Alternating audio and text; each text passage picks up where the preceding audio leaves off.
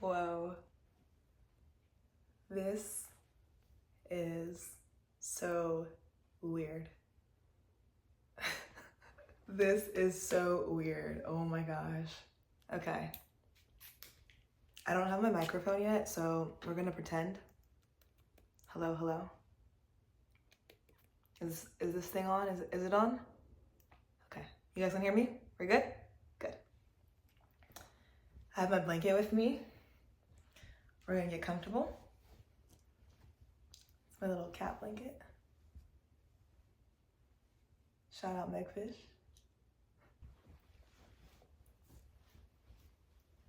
Okay. Hello, everyone. You guys do not know how long awaited this video has been. Even though this video has been so long awaited, I still don't have a microphone. I wasn't planning on making a video today. I wasn't even planning on posting a video at all. I kid you not, I wasn't even ready to start this podcast. But for a year now, I told myself, I'm gonna start a podcast. I'm gonna start a podcast. I'm gonna start a podcast. So guess what we're doing in 2025? January 2025. We're starting a podcast. Welcome everyone, welcome. My name is Ifisi Okaro. I go by Issy as well. I do want to first preface this video by saying that I am sick, so if you guys can see my skin and the way I look right now, it's just not very I'm not gonna say I look bad, no, I don't look bad, but I will say that I don't look my best, which is okay. That's exactly why I'm making this video, because I wanted to wait until I looked better and until I felt better, but I literally thought to myself, what am I doing? What am I doing? When is that gonna happen? I've been telling myself this for a year. So let's just pull the camera out and press go. Let's start recording. Next episode, we will have hopefully a setup. If we don't have a setup, it's okay. I'm not going to not film if I don't. That's kind of why I haven't filmed this whole time. So we are here now though. We are here and we are sliving, okay? I did not pre-plan this video in any kind of way. I had this idea while I was in the shower, and I don't know how this video is going to go at all. I'm hoping that this video goes well. And all I can do is hope for the best. All I can do. I'm not expecting the worst. See, I say that sometimes, but what I really want to say is hope for the best. Hope for better, but expect the best. That doesn't really make sense, but you know what I mean? Hope for better, but expect the best. I like that better than the worst. Before I start this story, what I want to do is start by giving a trigger warning, okay? This video is going to talk about assault and things like that, of that nature. So if that is something that is triggering you, I do want to give that warning before we proceed. The story is so weird because I've only told one person this story before in my life. Back when I was about, I want to say 7 years old, when I was a little girl, I had this best friend. I had a lot of best friends growing up. I want to say I always had one best girlfriend, if that makes sense, all my life. We were best friends. We literally did everything together. We spent the sun together, the moon, we literally day in, day out, we literally were together. That's what I'm saying. We were so close. We were like this. Our relationship ultimately was kind of toxic. That's another story that we can talk about later on, but yeah. So we just spent all of our time together. Yeah, we kind of just did everything together. And at this time in life, when I knew this person, she was one of my first close friends. A lot of my boundaries during this friendship got crossed and pushed a lot, but I think that happened a lot because of the fact that I didn't really know what boundaries even were at the time. And obviously I'm not saying this to defend her at all. No, not at all. But I'm saying this to say that we also were kids. So there's a lot of things that she didn't even know. You know what I'm saying? But anyways, so how do I start this story? We were best friends, and one day we were hanging out, literally hanging out, and we had this neighbor, because I grew up in an apartment complex, which I'm also going to talk about later on this channel. A lot of things went down in that apartment complex. But anyway, so I grew up in an apartment complex. There was this little boy who often would hang out with us at different times. Honestly, I don't really know why he hung out with us, because he was like a lot younger than us. He was a little bit developmentally slow, a little bit. So I don't remember if he could speak fully, but I do know that he had trouble with fully speaking. Mind you, also, we were kids, so he was even younger than us.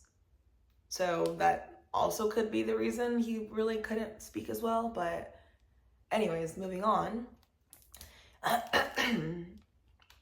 One day, my friend and I were hanging out, and we were just hanging out, playing tag, you know.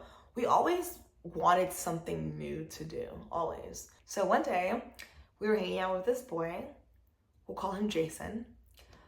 And Jason and my friend and I are all just hanging out, and at some point, my friend pulls me to the side and says, "Hey, Issy, come here." And I'm just like, "What?" And she says, "Do you want to lock up Jason?" And in my head, I thought, like, why do you want to lock up Jason? Like, no, not really. Why do you want to lock up Jason? But I'm not gonna lie, back then I was one of those kids who ultimately, like I was kind of saying before with this story, I kind of listened more to my friends. What they wanted to do, I usually said, "Sure, that sounds fun." And I think also because of the fact that I've always been a kid and a person who was always more so willing to try new things, this kind of just so worked out that way for her benefit in a sense. But I was just someone also who didn't really have such a strong backbone. So usually when someone said, "Do you want to do this? Do you want to do that?" Or even something happened, a situation would happen, it would kind of just get swept under the rug, or it would just kind of like go over my head, because I would never be the person to say, "No, that's not okay," or "No, I don't want to do that." You know what I'm saying? So with that being said, this day, when she said that, "Do you want to like lock Jason up?" I was like, "What the heck? Like, why?" I don't know. And she kind of starts saying, like, "Come on, like, it'll be fine, like, let's just do it, it'll be fun." And I was like, you know, and you know when you have that pit feeling in your body? I was a kid, so I didn't really know what this feeling was. But I had this gut feeling in my stomach, which ultimately now I know as my intuition, to not do that. I literally had this pit drop in my stomach saying, "There's something not right about this. You shouldn't do that." I don't really know what it is fully that's not completely right about this. Like, I know I shouldn't be locking up a kid in a room, you know. Mind you, I am a kid myself though. Like I said, I was literally a little kid as well. But I knew that I shouldn't have necessarily been doing that. But in my head, I think I justified it as, okay, well, I'm not the one doing it. I'm kind of just here, like, I don't know, like she's gonna do it anyways, you know? So she ends up luring Jason to the room, or we're outside playing, and in my apartment building, we have these, like, I don't even know what you want to call them. They're like these electrical boxes, and you can open it.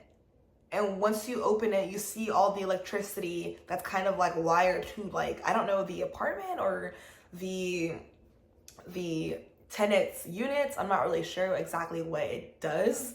But with that being said, that's not really important. What's important is the fact that what it could do. So basically what you can do is open up this gate type of thing. It's not really a gate, but what you could do is open it up so you won't be seen on the other side. That's what a lot of kids would do in my apartment complex growing up. They would open that up and go to the corner and say they wanted to like play dare or truth or dare or something, or like do 7 seconds of heaven. Is that what it's called? 7 seconds in heaven? 7 seconds in heaven. I don't know. But yeah, a lot of kids would do that. If they wanted to do that, they'd go behind there and just do all sorts of stuff. We had a lot of hiding spots in the apartment where you can kind of like do things that you weren't supposed to. Let's just say that. So she ends up opening up the little compartment and says, "Come here, come on, Jason, like I want to show you something. Like let's go. Like what kind of like predator, that is, like looking back at that now, it is the most predatorial thing ever. But the fact that she was a kid too, and I'm going to talk about that later too, but anyways, she ends up luring him in and saying, "Come on, like we gotta show you something, whatever." And he goes, mind you, he's a little kid, and while he's there, we are together in that area, and she's in the front of this whole thing, leading this whole charade completely, and I'm in the back just kind of watching like what's gonna go down right now. Like, I don't know at all what this girl is about to do, honestly, at all. Because I know that we were best friends, and I knew what she was somewhat capable of, but I didn't know what she was fully capable of. I didn't know what the worst things she could do was, honestly. So when he gets to this privated area, she kind of like gets him in, and he is kind of confused, like, what am I doing here? Like, what do you want to show me? And she's like looking there, like with her arms crossed like this. And he's looking so like, what am I doing here? As anyone would be wondering. Then, literally a few seconds pass by, she directs him to take his pants off. She tells him to take his pants off. And at this point, he's like freaking out. He doesn't know what to do. He's literally just like no. You know what I'm saying? Mind you, like I said, he is a little kid, and I keep going back to that because I feel like it's so important in this story, because he is a little kid that has no idea what he is doing and what is even going on in this moment. So she tells him again to take his pants off. He's not listening. At this point, she's like having me be guard, and I'm kind of just like watching everything and just kind of seeing what's going on. He's not listening. At this point, she's also, I could see she's getting a little bit angry in a sense, because he's not listening the way I think that she thought he would. And she's getting a little bit also more rushed, because she's feeling like, oh, if I don't act quickly, I'm gonna get caught. So at this point, she's like, you know what? All bets are out the window. I'm just gonna do this myself. So she literally just completely just pulls his pants down completely. And I'm lookout, like I said, so I'm just watching the corner just to see if anyone's coming and see like what's happening and whatever. And he just starts screaming. He starts screaming and he starts crying. He starts crying, guys. And honestly, looking back at this now, that was so evil. So evil.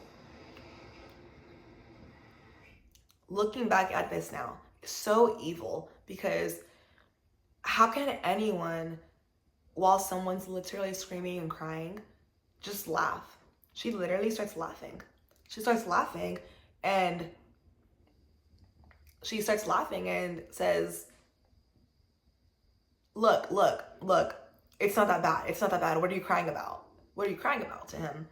And literally, while he's just standing there crying with his face all red, his face was literally looking like a tomato. I'm sure he was so embarrassed, so ashamed, and just so like, what is going on right now? You know what I'm saying? But I feel so deeply sorry that I even participated in anything like that. I want to say a few seconds later, she kind of just allowed it to go on for a little bit. And I think because she thought she was going to get caught, she kind of just told him to pull his pants back up and then ran away. And that's literally what he did. I think he even peed on himself too. He might have even peed on himself, because I know naturally he had an issue with peeing already on himself. So when this happened, it was one of those things where, like, look, you peed on yourself.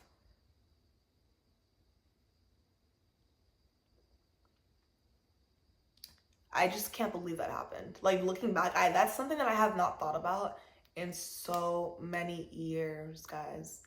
And I can't believe that something like that happened. I mean, I can only imagine what he must have been feeling, honestly, but I know that looking back, that is something that I feel like I am not proud of at all. I feel like although I wasn't the person who did it, I was the person who was involved with her. I was the bystander that helped her in one way or another. I was her partner in crime in that. So I do feel like I take responsibility for that as well. Although at the end of the day, like I said, we were all just kids. So I think that it's a really weird thing to kind of like place it under, but that's kind of what this episode is about. This episode is about child on child sexual assault. So that is something that is very, very, very, very, very real. And I didn't know that for the longest time. I didn't know that up until about, I want to say, a year ago. I didn't know what that was. And if you guys don't know what that is, it is exactly kind of the way it sounds. It's when a child sexually assaults another child. And yeah, it's something that is very, very, very apparent in this world today.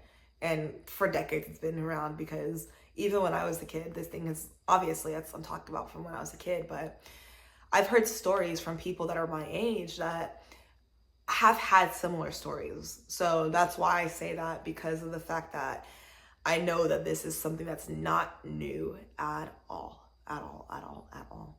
And it's very disturbing, because a little backstory, I'm not an expert about this. I just myself, recently started learning more about this topic and getting more into it. But a lot of kids who do commit these sexual acts on kids, most of the time it's because of the fact that they have gone through something similar themselves, either through another peer, through like a friend, or through a family member, or sadly even through an adult, a trusted adult that they look up to.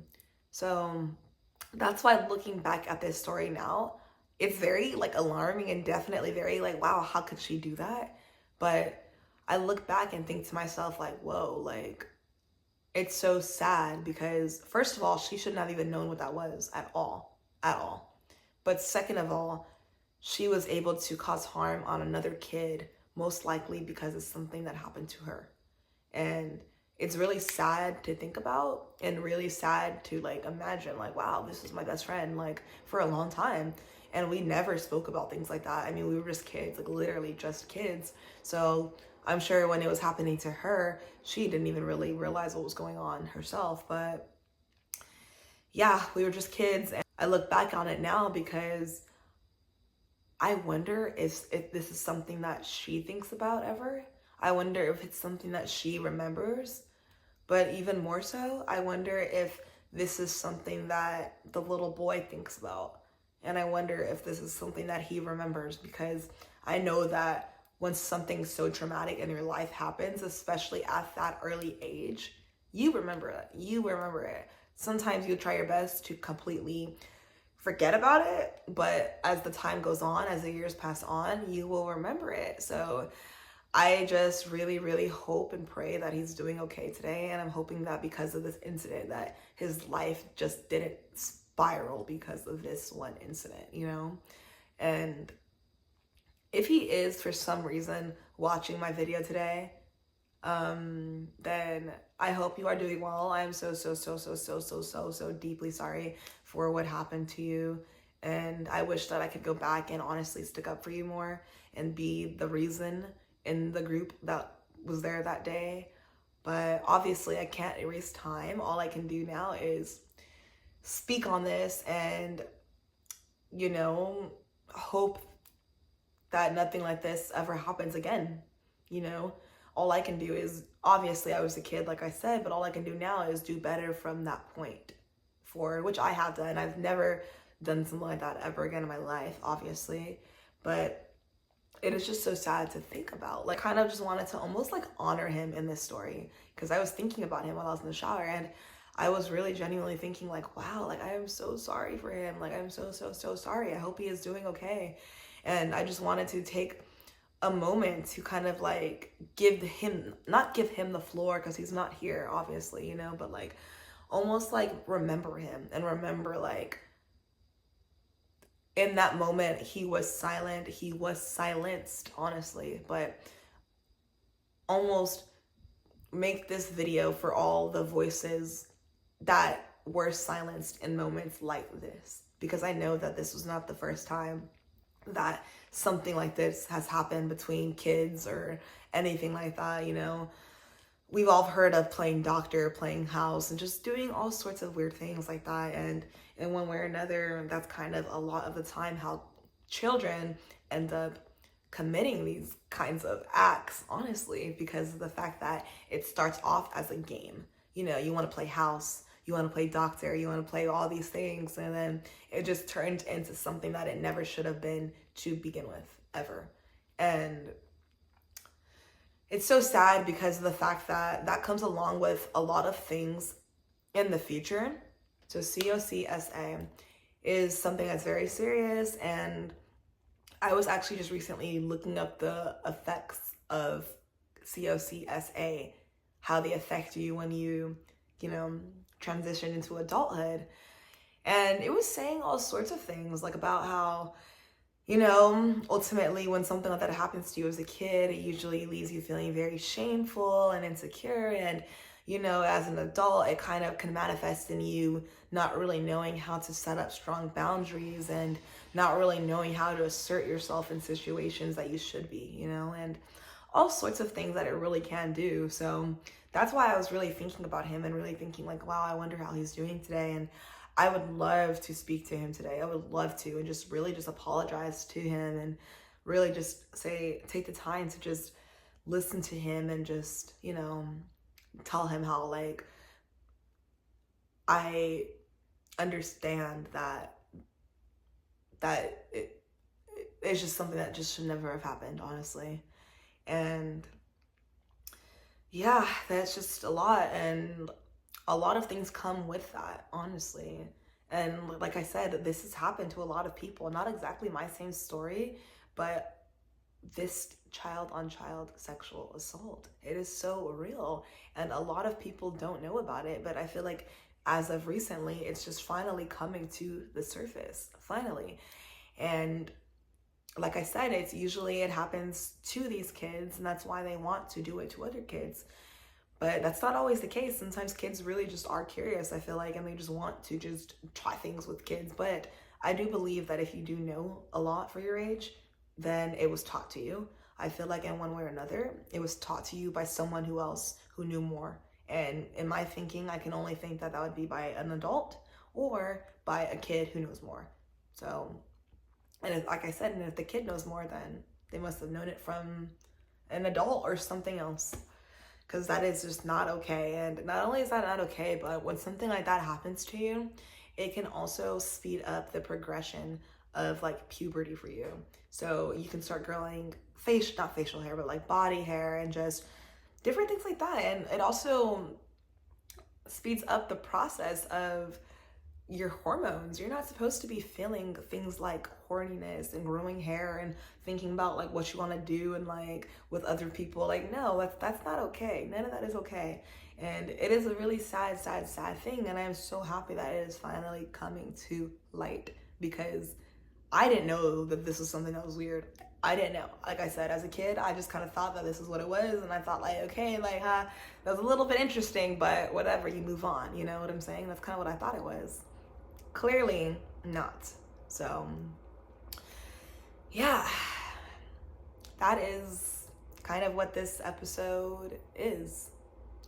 And I am really happy to say that I've learned a lot from this, and it is something that I am gratefully, happily able to say will never, ever, ever happen again. And with that being said, if you guys do know someone who has experienced something like this, or is dealing with the aftermath, the after effects even of just child abuse, that child sexual abuse in general, then comment down below. I feel like this is exactly what I want to do. We need to talk about these things more. I want to have support groups in my comment section. Like, I want for people to just feel very comfortable, very at home, and very at ease with sharing their stories, because people are so scared and always shushed away for talking about things like this, because people for some reason are so scared to hear these things. People don't want to talk about these things, but I think that that's exactly why I am starting this channel, because I want to talk about these things. I think that it's very necessary to talk about these things, because if they're not talked about, that's exactly how these same acts keep happening. Now I know to watch over my kids and to teach my kids that if anything ever happens, not only between an adult, but between a friend, if something happens that is playing house and it goes to another level, report that to me, report that to an adult, report that to someone else. You know what I'm saying? Like, I think that it's just so good to have knowledge of what is acceptable and what is not acceptable. So that's why I feel like I am trying to spread this awareness, because like I said, as a little kid, I didn't know. But like I said, little kids aren't supposed to know. You're a kid. But if you learn between what's right and what's wrong, what's good touch, what's bad touch, all that stuff, like, then it'll hopefully, I don't think it will fix all the problems in this world, obviously, but hopefully it will avoid some problems in this world, you know? But with that being said, this was the first episode of Love Me, and I really hope you guys enjoyed it. Like I said, comment down below. Let's talk about it. Let's talk about it. Let's talk about it. We are not going to get this conversation going if we don't start talking about it. Like, you know what I'm saying? So let's just start talking about it. I hope you guys really enjoyed this conversation today. I am looking forward to just opening up, diving super deeply with you guys, talking about the nitty-gritty, all things healing, and just, you know, all things that require us to get uncomfortable, but it's necessary. All things trauma-based we're going to be talking about on this channel, okay? So I hope you guys really, really, really enjoyed it as much as I did. Well, I can't say I enjoyed talking to you guys, but I didn't enjoy talking about this. Maybe next episode I'll try to make it a little bit lighter, so that way I can actually smile more and not be so serious, honestly, because I love smiling. I love talking to you guys, and I don't know. I want to mix it up, you know what I'm saying? So with that being said, I hope you guys enjoy your day, your night, whenever you're watching this. I'm going to try to upload these also to Apple Podcast as well as Spotify as well. And right now this is the YouTube platform. So hello YouTube, hello, you guys are my first ones, but I think that's perfectly fitting because YouTube has always been my first platform. So yeah, you guys get some sleep, drink some water. I'm saying get some sleep because I've had really bad sleep lately, but that's another story. So rest up, drink some water, eat your veggies, go for a walk, just get some fresh air outside. I promise you, you will feel better. And at your, hopefully, at most, best in a sense. I don't know, but whatever. Just do something healing today, okay? And I love you guys so much. Thank you so much for supporting me in my first video. And I'm looking forward to our future endeavors together. I am so excited. And I love you guys all so much already. I'm so excited to get to know every single one of you more and more and more. So thank you. Thank you for the start of this journey. I love you guys. That's a wrap. Woo! We're done.